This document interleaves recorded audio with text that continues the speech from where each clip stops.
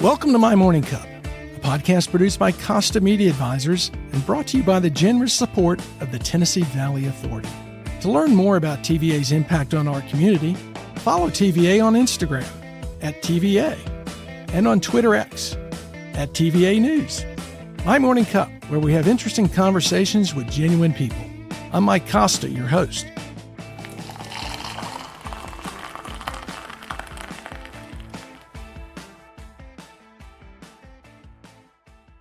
My guest this week is Carol Eimers. Carol is the Vice President and Chief Human Resources Officer for the Tennessee Valley Authority. Carol, welcome to My Morning Cup. Before we get into your amazing career path from Grangeville, Idaho to TVA, let me ask, what's in your morning cup? Oh, black, strong coffee and about 2 cups, and that's my limit. Highly caffeinated? Highly caffeinated. Do you have a preference on brand? Yeah, I'm a little bit of a coffee snob, I have to admit. So at home, it is Starbucks, but around town, I have a few of my favorites that I like to hit. But as long as it's strong, I'm in. Do you want to say who those favorites are? You want to keep people guessing? Oh, they can keep guessing. And do you do a drip or a Keurig or a? Oh, I do drip. Do you? Yep. It's got to be pure. You know, we were doing a drip, and Susie bought a Nespresso machine, and I'm like, oh, that's a waste. And I'm sold. All right. You know, I went from trying to finish a pot of drip coffee to 2 Nespressos. Do me just great. Well, that would do you great. I have to say, espressos are, for someone who likes strong coffee, they're a little bit strong for me. They are strong. You're right. And now, and this isn't so much a dirty little secret anymore. I'm a decaf guy. Believe it or not. Yeah, I haven't gone that far. Yeah, I gave up the caffeine 5-6 years ago. Figured I had enough. I'm so glad you're here. Thank you. Me too. I'm looking forward to this. And I've really enjoyed getting to know you over the last year and a half, 2 years, and glad you're in Chattanooga. Thank you. I'm glad to be here too. It's been I moved here in 2016, and best move I've made. Love it. Oh, that's so great to hear. And what I didn't realize the first time we met, because you really don't throw off that Midwest vibe. You're from Idaho. I'm from Idaho, and actually... and that's really not Midwest. That's far west. That's far west, exactly. Go west, young man, is what I like to say. Born and raised in Idaho, small rural community. My family owned a John Deere dealership. Oh, wow. Yeah. Grew up on a ranch about 6 miles outside of town, but loved it. Wouldn't trade my childhood for anything. So John Deere dealership. I grew up, my dad had a materials handling dealership that my brothers still run in Memphis. So kind of know that world. Yep. It is one of those where it's, if I wasn't doing a sport, I was usually down at Brown Motors, which was the name of our family store, sitting on a stool listening to Dad talk to all the farmers that came into town. So. And you're the youngest of how many siblings? I'm the youngest of 4. Oh, wow. Yeah, so I still have a couple that live out in Idaho, and then I have a sister that's in Knoxville. My mom actually moved out here several years ago, so she's just a couple houses down. Lost her dad several years ago. I'm sorry. But yeah, no, thank you. But love Chattanooga, great move, but miss Idaho, particularly in the summers. Well, and growing up in Idaho, I've never been out there.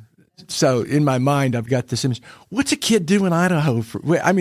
Because it's rural, are you just hanging out with each other? How did you stay active?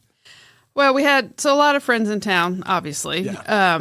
But we also, we grew up in an age where we had 1,500 acres. So our parents were go outside and find something to do. Just get out of the house. Just get out of the house. So we had a 1,500-acre playground. Oh, nice. That we could roam around on, that had creeks. We had horses. So if we weren't in town playing with our friends, we were finding something to do outside. And what was the thing you enjoyed doing most? If you had a 1,500-acre playground, were you hunting? Were you camping? Were you doing all the above? Yeah, my favorite thing to do was get on my horse and take off for a couple hours. What's your horse's name? Well, I had a couple different ones over the years, but Jesse was the last one that I had. But that was probably my favorite thing to do when I was home. I like alone time. And so for me, hopping on the back of a horse and taking off for a couple hours, that's probably one thing I miss the most from childhood, is not having that freedom to just walk down the driveway and saddle up my horse. Did you ride competitively at all? Well, loosely competitively. So I did do barrel racing. Did you? I did, but certainly not on the level that a lot of people do it. My dad was actually a team roper. So my dad, when he was a young child, or well, I shouldn't say child, when my dad was a young man between the ages of 19 and 21, was on the pro rodeo circuit. Really? Yeah. So that's very cool. I love the rodeo. Yeah. And he did bareback and bull riding, and later on in his life got into team roping. So we had an arena on our ranch. And so a lot of times on weekends we would have team roping competitions. And so I would participate a little bit in that. Yeah. But anything around the horses and the farm or the ranch is what I really enjoyed doing. That had to teach you a lot of discipline, because I would imagine also with your dad not only running a John Deere dealership, but having the ranch, that you had a lot of chores around that. Oh yeah, it was. And we also ran cattle. So, it wasn't, we didn't have the life of Riley. It was sometimes getting racked out of bed at 2 a.m. to go help birth a calf, picking rock, building fence, herding cattle. Yeah. It wasn't the life of leisure, though. No. Well, that established a work ethic. It did. Sitting still is not something I do well. No. So as a kid growing up, what were some of your high school activities, and were you working high school jobs or mainly at the dealership? Yeah, so during the school year, when I was going through high school, basketball, and we finally got volleyball my junior year. Basketball and track tennis were probably the main sports you could participate in. So I participated in every sport except track. Mm-hmm. And then I was also on the debate team. And I've talked to a number of people on the debate who did debate, and it's not nearly as big in the South as it is particularly in the Northeast and maybe even out West. What did you get from debate? Because I think there's a lot of value in there that people don't realize when they're 14, 15, 16. Yeah, there's a lot of lessons to be learned when you go through debate, but probably the biggest one is you really learn to look at all sides of an issue. Yeah. And understand the sides of the issue, because when you're debating, one time you're debating the pro side of it, the issue, the next time you're debating the con. And so it really taught me to have a broader perspective of issues and ask questions versus just make assumptions and assume that my side or my understanding of the issue is the only perspective. Well, I think you bring out an important point, because I think a lot of people assume that debate, you're just choosing the issues that you want to debate. And the reality is the teacher says, oh, you're pro on this issue? Well, this time you're going to be against it. Exactly. And in competitions, that's exactly what you did. You were constantly switching back and forth. Wow. So you definitely had to research, you had to understand the issue, and you had to take the position that even though you might be against it, here's how I can win the argument. Exactly. And actually went to state and won state one year. So yeah, it's a bit in my blood. That is, to say the least. Well, when we were talking in my office, I said, how do you get from Grangeville, Idaho to the East Coast and George Mason? So that's the question. I mean, you're growing up in Idaho. You're active both in sports and in the community and on debate. Why not the West Coast? Why you go all the way to George Mason? Well, actually, went to D.C. was my first stop before I ever landed at George Mason. So I was going into my junior year of college at the University of Idaho, did a 1-month internship for my congressman as part of my studies, because I was doing government politics. Came back to start my junior year, got a call saying, we'd like you to come work full time. Really? Yeah. So before you graduated? Before I graduated. So much to my parents' chagrin, I packed up and moved 3,000 miles across country. And how old were you? I was 21. Yeah, they had to kind of go, oh. They're like, you need to finish college. I'm like, I'll finish college, but I'm not skipping out on this opportunity. So that's how I actually got to D.C. And so I spent a little over a year on the House side, and then about a year on the Senate side, did some work for a lobbying firm, but then went back and worked went back to school at George Mason University. Did your parents encourage that independence with you and your siblings? Very much so. Very much so, yeah. we were always taught to go. One, we could be anything we wanted to be. Hard work was essential.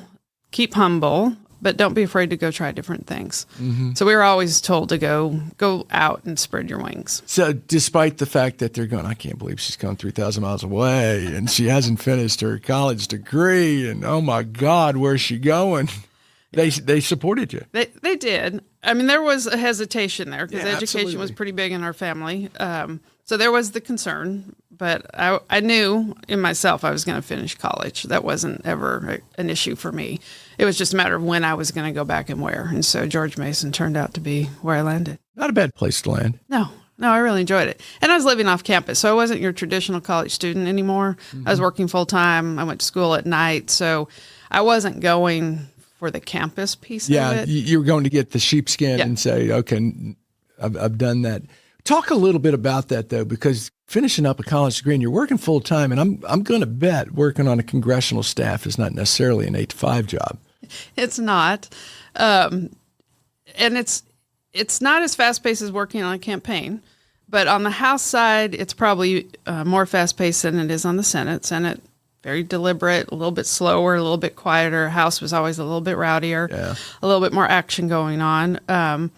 But luckily I had who I was working for was very supportive. And so being able to leave work and go to classes at night was not really an issue in doing that. But there certainly wasn't a lot of free time. Yeah. You mentioned campaigns. So you worked on the campaign side too for the Senate congressman? Or? No, I actually moved to Nashville in 94 and went to work for Fred Thompson. Oh, one of my favorite actors. On his campaign. And so that's how I started I did fundraising for Fred. How long did you work for Senator Thompson? Well, I worked on his first campaign, and then he ran again in 96, and we shut down the campaign halfway through because he didn't have an opponent. So about not quite 2 years, worked with Fred on his campaign. I should tell this story. I'm debating in my mind. When Senator Thompson was in office, that's when Tennessee was making their run to the national championship. And John Ward had announced that this would be his final year. So I'm a big Tennessee fan, and we were following the Vols, and their last game of the year was in Nashville. So we go to Nashville to watch the Vanderbilt game, and they're doing the Vol Network in Centennial Park, and one of the guests is Fred Thompson. Yeah, so we're walking to go see John Ward doing the Vol Network, and who comes walking right by me is Senator Thompson, and like any stupid, how old was I? 30 something. I looked at him and said, "Man, I loved you in Hunt for Red October." He kind of looked at me like, "What?" He got that a lot. Yeah, I'm sure it was nothing unique. Oh God, I've never heard that before. No, he was great to work for. That was a fun time. So learned a lot from Fred and just the campaign experience. What kind of? So when you say you learned a lot from someone like Fred and those experiences, can you talk about that a little bit? Yeah. Fred was very much, he knew where he stood on issues, mm-hmm. and he didn't let people sway him from that, which I admired. He also, political fundraising is not the most fun activity when you're running. It's hard to ask people for money. It's hard to ask people for money. And you have to in order to survive. And you have to. And he never wanted to feel like because he took a campaign contribution that he was beholden to anybody. So that was also a lesson learned from Fred. He was really mindful of that. Yeah. And so walking away from that with a lot of respect for how he handled the situation and how he held his ground on issues that other people were really surprised or wanted him to change his opinion on.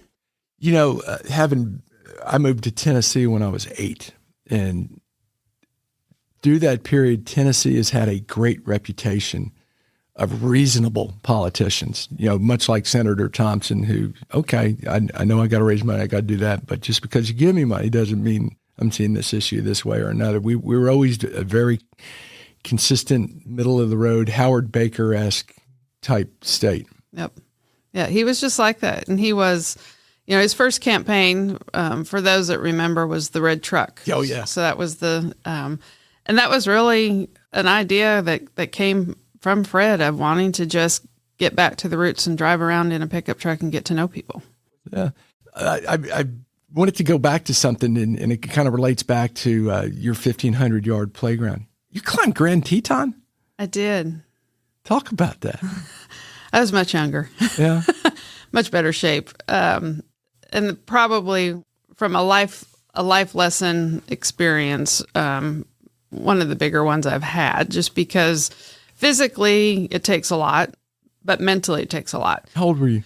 I was 29. And did you have to train ahead of time to do it? Or I did. And back then I worked out a lot, much more than I do today. But remember, you're shifting altitudes. You're spending a night up at a camp, and then you get up at 3 a.m. and you get roped in and you put on a headlamp and you start climbing. Wow. And it's all a technical climb. So it's, but you're there at the top of the Grand when the sun comes up, and it's pretty amazing. So when you're climbing up, is it almost a straight face climb where you're doing ropes and clicking in and doing all that stuff? Yes. Oh my God. And I'll tell you, probably the most challenging was coming all the way back down on the same day. Oh, wow. So you get up there right before sunrise, and there's 2 different ways you can go up the Grand. You can do a 16 or an 8 pitch. What's that mean? That means how many times you rope in and tie into somebody and then climb. So it's just how many times you actually have to climb a different level with other people tied into you. Let me get this straight. And I'm sorry, because I got an aversion to heights. And my youngest daughter and you would get along great because she does this stuff. You're climbing and you got to clip in, but you're also connected to someone. Yep. So every time you move, you got to take that hook and click into the next thing. Mm-hmm. I'll give you a camera. Take a picture for you. Well, and that's what I kind of mean by it's the mental. And at that point in my life, I needed a good mental challenge. And that was definitely a mental challenge because it's fatigue-wise, it's tiring. Yeah. But you have to mentally prepare yourself to get through that. So you said you were in your late 20s. So you've obviously graduated from college. You're coming off the congressional stuff. Were you in between where you just wanted to do something different? Yeah, I had just spent 3 years with the Tennessee Department of Economic and Community Development, traveling back and forth because at this point I was living in Knoxville. So I'd moved from Nashville to Knoxville. That was 3 years of going back and forth, working for the commissioner at the time. And so it was one of those detox. Yeah. I need to do something different kind of things. And so great experience. Would you recommend that to someone who needs to, or something like that? I would recommend people who are kind of at a crossroads. Yeah. To think about doing something that maybe pushes you outside of your normal comfort zone. What did doing that teach you? What did it push you? Well, it taught me, or at least it reminded me, maybe it didn't teach me, it reminded me of my own strength and my ability to do something if I put my mind to it. And that I can pretty much get through anything. I mean, You're going to hit some hard times. You're going to have to figure some things out. But if you can push through that, you can push through a lot of things. Well, and I'm so glad you said that because, I'll talk about my youngest daughter again because she does a lot of that stuff. She's a glacier guide in Alaska. Okay. She does that kind of thing.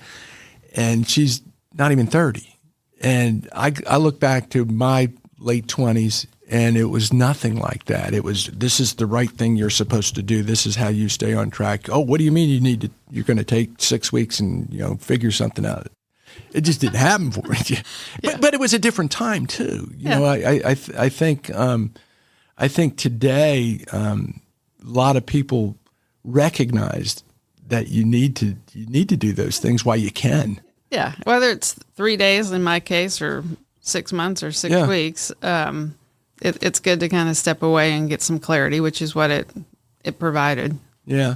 So I wanted, because I try and do this very linearly. Yeah. So after Grand Teton, take us through your career path. You'll leave, you go do the Grand Teton thing, or well, maybe even before that, because I want to get to how you got into Tennessee through Senator Thompson. What was after Senator Thompson? Well, after Senator Thompson was 3 years at the Tennessee Department of Economic and Community Development, and the commissioner at the time was Bill Baxter, and so I actually followed Bill, which is how I got to TVA. So he was on the board. He was when we had a 3-member board. He was put on the board, and so that's how I actually got to TVA in 2001. I think I remember him.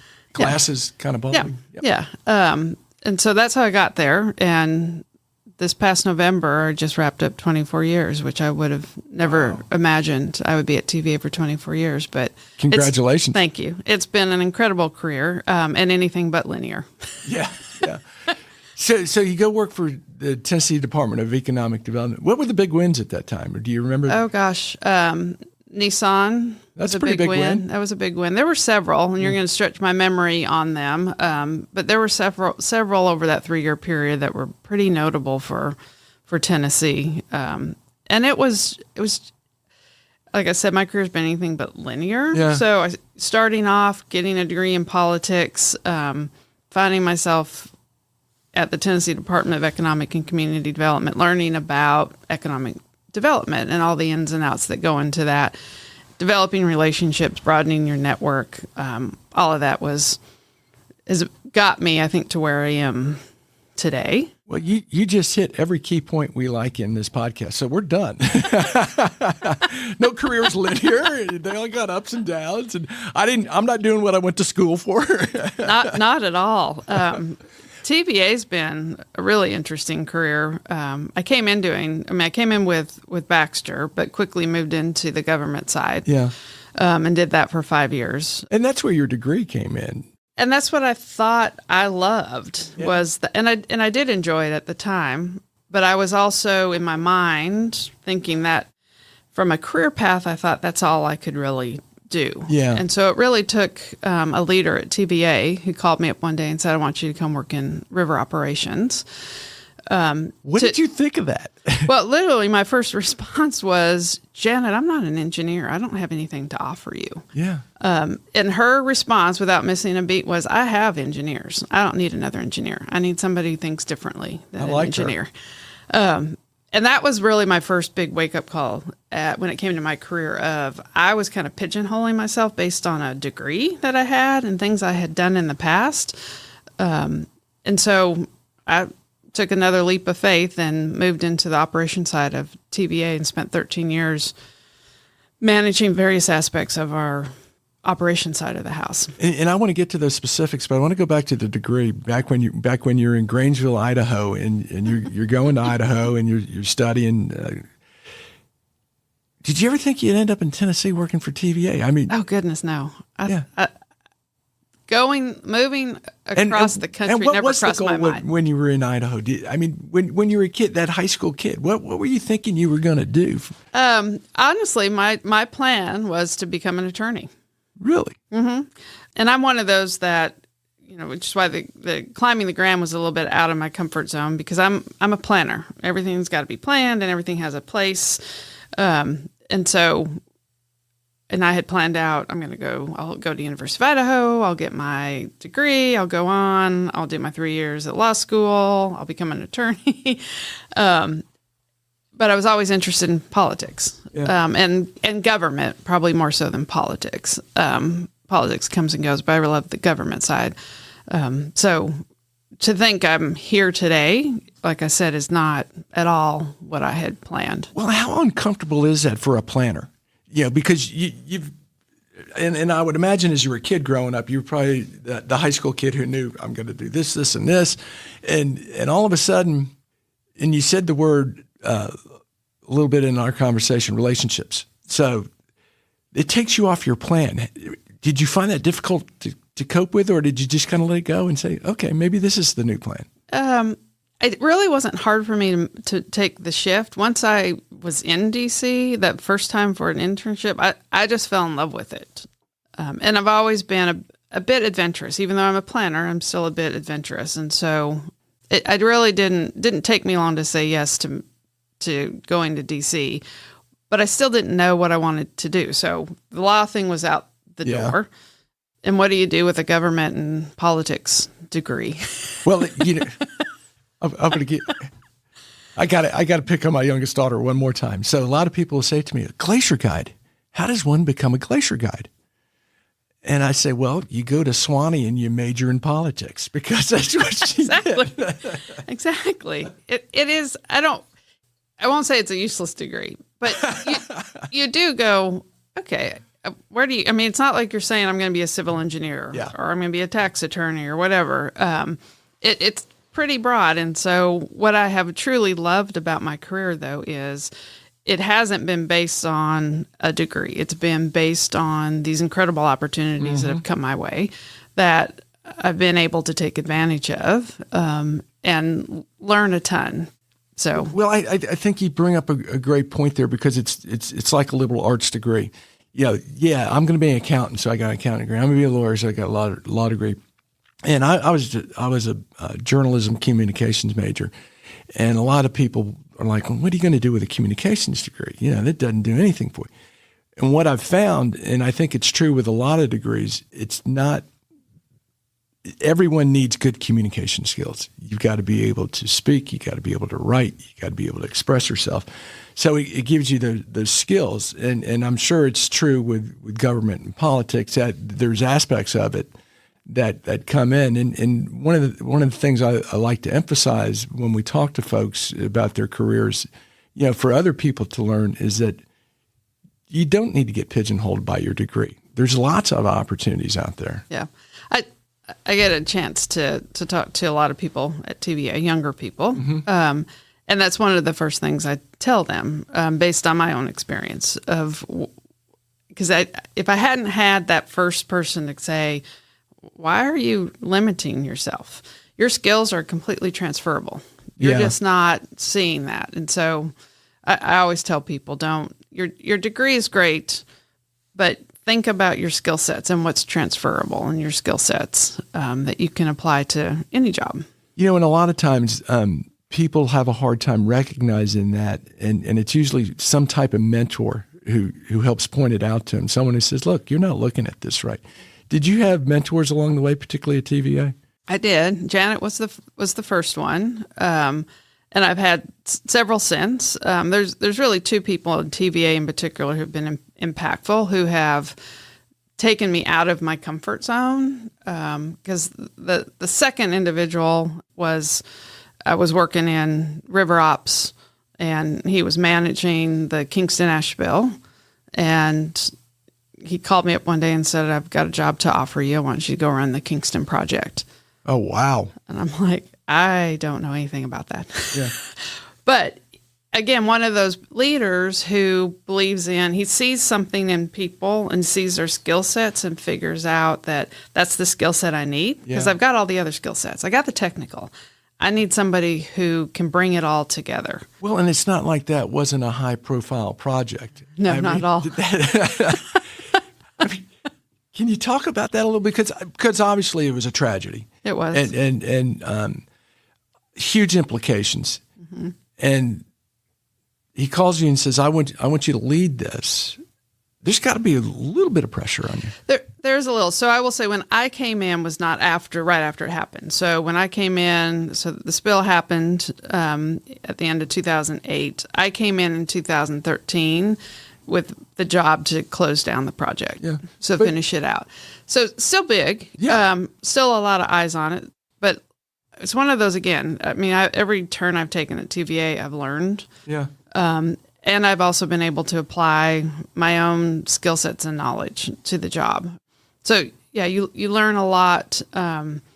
If you're willing to ask questions and truly listen for understanding, you can learn a lot from people, because we had a lot of incredible people working on that project. As you know, we've talked to a number of people from TVA, and TVA is a sponsor of this podcast. And what I've heard from every one of them, including yourself, is that culture of learning and doing something different and taking a chance. Why is that, or how is that so ingrained at TVA? Was that the result of one of the leaders doing that, or is that just in the culture? I'd say it's in the culture, but I'd say you've had some leaders over the years who've really found value in moving people around the company. It's a big company. Yeah. We're in 7 states. We got over 10,000 employees. So being able to understand the breadth and depth of the company is hard to do if you just stay in one area all the time. Now, obviously, we need some people who are subject matter experts to do that. But then there are people like me who can move around the company and learn and again, broaden that breadth and depth of their understanding, but also bring to whatever area you're working in your own perspective and skill sets. And so it's something we encourage a lot at TVA is for people to go work in other parts of the company. So the executives, the managers, it's in the culture to where they go, you know what? I see these skills, even though Carol's a government and politics major, we're going to put her in charge of the river region. Exactly. So when you walk into something like that, okay, I'm a government and politics major, I'm going to go learn all about rivers. Do you start to bone up on that? Yeah, my nature is if I'm given something new, I dive in 110%. Yeah. And I probably don't come up for air for the first 6 months. I don't like not knowing. So, but I also recognize I'm also not an engineer, so my job isn't to understand all the ins and outs of everything. But I do want to understand, and TVA for me is fascinating because there's so many aspects to TVA. So you can spend your entire career going around the company and still not learn everything. What are some of those aspects? Oh gosh, I mean, we do so much. I mean, you've got engineers who are managing an integrated river system. You've got people who are managing the third largest transmission system. You've got people who are managing a nuclear site. You've got folks managing coal and gas sites. You've got people out doing natural resource management. So it's incredible the reach that TVA has when it comes to our impact in this area and the opportunities people have within TVA. And I think that's something that people have forgotten about. And I go back to when we moved to Tennessee in 1970 in my 3rd grade class. We watched a film called TVA Electrifies the Valley. And it was an old black and white academic film, and they're talking about how TVA brought electricity. And that's frankly the way most people think of TVA. But it really is a lot more than that. It's a lot more than that. I mean, it's certainly a power generation company, but we also manage the 5th largest river system, which people don't think about. We have campgrounds. We have shorelines that we protect. We have 293,000 acres, public acres, land that we manage. So well, and there's not a economic development project that comes into anywhere in your region that TVA is not involved with. Exactly. Would that be correct? That would be correct. We are involved closely and work closely with the states, with the local communities, with our local power companies, on all of those economic development opportunities. So your time with the state had to help you with that? A little. And I mean, we've got an incredible group of people that lead our economic development efforts. So I don't necessarily play in that arena, but I have an understanding of it, which is helpful. You need to do. Yeah. So talk a little bit about being the regional executive, because I see that kind of as you've got to know every aspect of TVA because you're relating to not just different clients, different constituencies. It's almost like being a politician, isn't it? A little bit. I didn't mean to insult you. It's when I started at TVA and I came in and jumped into government relations for TVA, I actually had the East region. And then 3 years ago now, when I was asked to go lead the East region, broaden that circle to include our local power companies that are in this area, as well as government and community leaders at the state and local level. And you do have to know a little bit about everything that's going on, but you've also got these incredible resources at TVA that you can call on that, and again, these people who are so knowledgeable that you can bring in to help support you and provide information, and also go out and talk to folks and help answer questions and educate folks around issues that TVA is facing, how we're supporting the region. So I loved that job. And we still got a great group of people out there doing that all across the valley. When you moved into that job, did you sit back and go, now I'm using my degree? Now I'm using my degree. Yeah. You know, what's odd is, so I'm an introvert by nature. And yet my entire career has been. Yeah. You've been public facing. Yeah. Public facing roles, which I've loved. But I'm also one of those, at the end of the day, there's a little bit of, I need some quiet time to go regroup. But yeah, that was a great job. Because I had been internal for so long, for 13 years, doing operational work, and then shifting back, going back out in the communities, building relationships, making connections with people. I forgot how much I enjoyed that part of it. Well, you're good at it too. Well, thank you. Thank you. You mentioned you need some quiet time. What do you do for that quiet time? What do you do to unwind? I will go for a walk. I will read a book. I will cook. Sometimes I'll just sit quietly. Yeah. So yeah, it can be, I can go for a hike. So I love to be outside. So hiking is one of my favorite things to do. Are you still climbing? I'm not climbing. No. One and done? One and done. Exactly. Kind of like George Mason.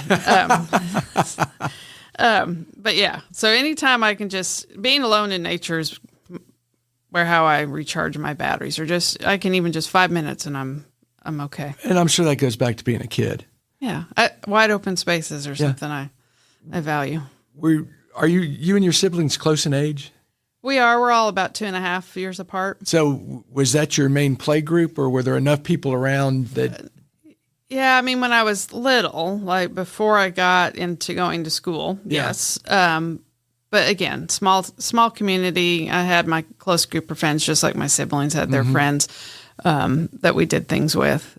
I just wasn't always in town. And so, it was, nope, we're home and we're not going back into town. So, well, and that's when you know you're rural, when people say, well, we got to go into town. Yeah, 6 miles. Now you're like, it's 6 miles. Yeah. But yeah. We call that Ultiwa to downtown. Yeah. What you appreciate now is, you had two parents who were working and they're like, yeah, we've been working all day and we just got home. We're really not interested in turning around and dropping you off in town. So yeah, they were very happy when I got my driver's license. Well, and it gives you that freedom too. Yeah, exactly. Yeah.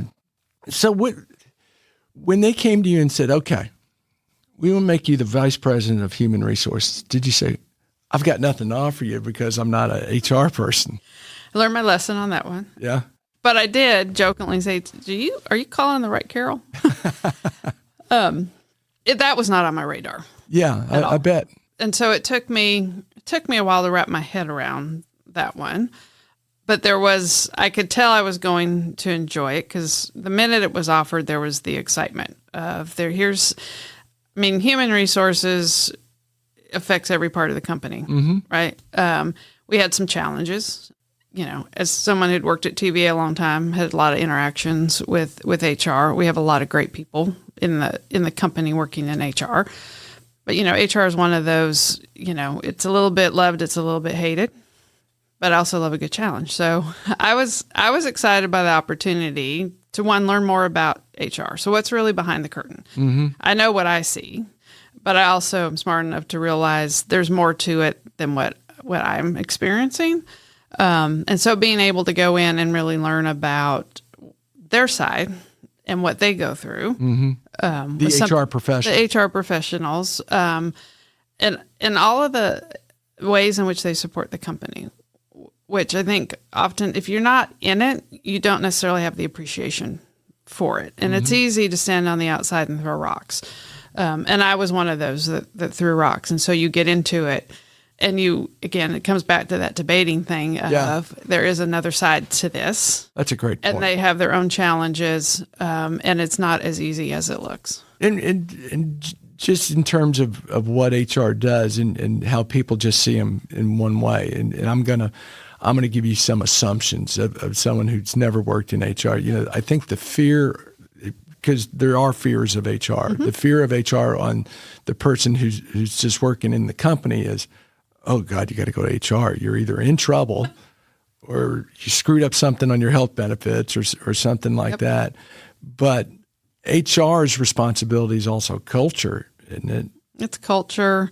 And really, I think we sometimes underestimate not just TVA, but I think a lot of companies underestimate the importance of culture and how it influences your ability to not only attract but retain. Yeah.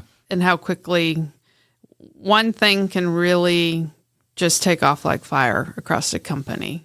And it can do a lot of damage or it can do a lot of good depending on what it is. Yeah. Well, and that's where that communication aspect comes in because what I used to like to tell people when I was running TV stations was, I'm going to tell you everything I can, because the last thing I wanted was what I called parking lot talk, which was when you're leaving at the end of the day and you see 3 or 4 associates in the parking lot going, can you believe Mike? He's such a... and unless everyone has all the pertinent information, the mind will take you somewhere that you're going, how in the world did you come up with that? Yeah. Yeah. Well, if you're not going to tell your story, somebody else will tell it for you. Great point. But yeah, HR has been a huge learning experience, one I'm still enjoying. I've only been at it since April of last year, but it's really integral to what the company does on a day-to-day basis, and I have a much greater appreciation for that today than I did when I started. You know, you've called yourself an introvert a couple of times, and as you said, most of your jobs have been public-facing, and I know you through those jobs. I can see the introvert, but I wouldn't call you an introvert. I would say you have introvert tendencies, but you do work very hard to build relationships and be out there. How difficult was that for you? The relationships is not difficult. I enjoy getting to know people and meeting people and learning about other people. I will tell you the small chit chat, going to receptions was always a bit of a struggle for me. When you walk in, you got the name tag on and you're like, oh gosh, now I've got to dive in. Let's talk about the weather. No, let's not talk about the weather. So I prefer connecting with people. And so some of those activities I always found a little bit tiresome. Connecting with people I actually enjoy. It's, but I think from an introvert standpoint, it's one of those things where, you can also be underestimated because I tend to be quiet as well in certain circumstances. And so that can also be a little bit, for people who aren't introverts, either they don't understand what we're talking about or they shouldn't really be at the table. And so you can easily be overlooked if you're not careful. I got a couple more questions for you before we run out of time. But before I do get to those, I do want to remind our listeners who makes all this possible. And I would bet you know who makes this possible. It's the Tennessee Valley Authority. Yes, we do. Yeah, I do want to thank TVA for sponsoring My Morning Cup. You can follow TVA on social media to learn more about the multifaceted mission of service. And you can visit tva.com/do good here to explore exciting career opportunities at TVA. So if you had heard that line when you were a kid in Grangeville, Idaho, would you have said, I got to find a way to TVA? No, because I'll tell you, in the history books where I came from, I think it was about a paragraph, maybe 2 paragraphs on the New Deal with a reference to TVA. And today's probably not much better, quite honestly, in the school system. So no, it wouldn't have resonated with me. And that goes back to, if you're not telling your story, who is? Yeah. Because think about the impact of TVA in Tennessee's history books, because we had to take Tennessee history, I think, in 5th grade. There was a good bit on TVA in there. Okay. But to your point, most of the country really doesn't understand. They just see for what they hear in the news.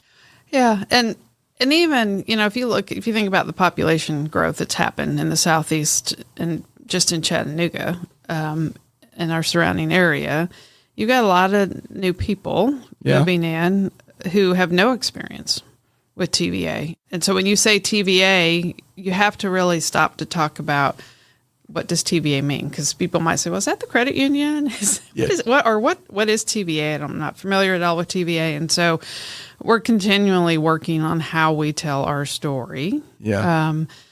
So that it does, people not only just understand the impact TVA has had, but you also energize people around what we're continuing to do and what this future looks like in the energy industry. So, which is a big topic right now. It's a big topic. Yeah, because transitioning from coal is a big thing, and now you got a new administration that says, well, not so fast. Not so fast. Yeah, so that'll put an interesting spin on everything for the entire industry. So you've got, at least you got job security. You got some work ahead. There you go. Yeah, that's the nice thing about it. There you go. I've really enjoyed this conversation. I've got one last question for you. What would you tell your 25-year-old self is important for a happy life? Yeah, so many things. But I think at the top of the list, it would be know your self-worth. It's every day I read a quote just to ground myself and reaffirm my own self-worth, which is don't cross oceans for people who wouldn't jump puddles for you. Oh, I like that. Every morning I read that to myself to remind myself of my own self-worth, because I think it's really important. When you're young, it's really hard to understand when to walk away from a table or who you should let sit at your table. And I think that's part of because we don't spend a lot of time thinking about what is our self-worth and building up that confidence. So who's that quote from? Do you know? I'd have to go back and look because I don't pay attention usually to who's quoting. Don't jump over oceans to people who don't cross the ocean. Don't cross oceans for people who won't jump puddles. That's a great point. One of the things I do every night, I read the Daily Stoic. So it's very much that message of just reject negativism from your life. You don't need that. You don't need it. What do you care what people think? Yeah. Yeah. Nothing. Exactly. Anything else? I interrupted you on that. So you said there were a lot of things. No. And we got hours left. I think that would be probably the first thing I would tell my 25-year-old self. Yeah. And what I would tell any young person. Well, and I think that's such an important message, but it's also at that age hard to absorb that because you're growing, you're building your career, you want people to like you, and so you tend to bend over backwards to get people like you. And then when you get my age in your 60s, you go, that was a waste of time. Yeah. Yeah. And the other thing I would tell myself is, and it kind of goes to the point you're talking about, is when you know your self-worth, you're also less likely to compromise your ethics. And so, wow, and that's so important today. Yeah, very important. And I think important at every stage of your life. So the sooner you can figure that out, I think the better off you are. Well, and to tie that back into a happy life, it's a lot easier when you do get to a certain age to look back and know that you didn't compromise than to think, I'm really not proud of myself in that situation. Exactly.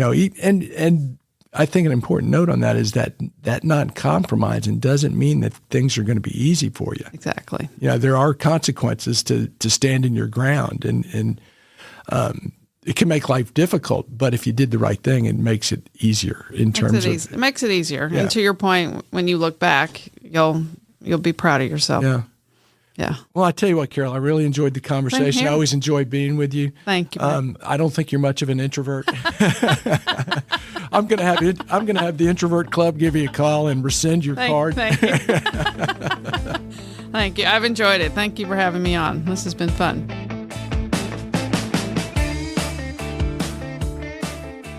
Thanks for listening to My Morning Cup, a podcast by Costa Media Advisors. If you liked this episode, please share it with a friend. I release a new episode each week, so be sure to subscribe on Spotify, Apple, Google, or wherever you listen to podcasts.